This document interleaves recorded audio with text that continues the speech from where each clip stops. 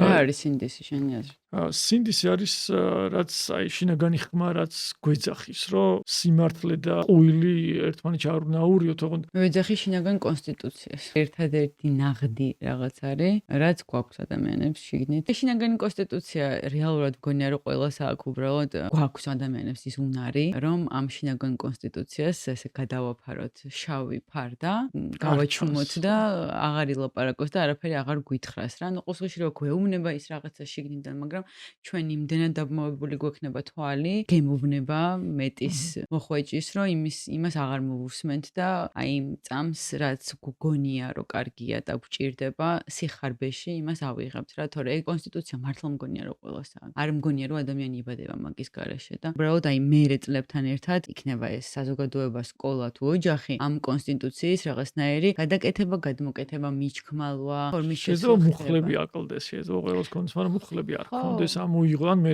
ამოიღოს, მე გადააკეთოს.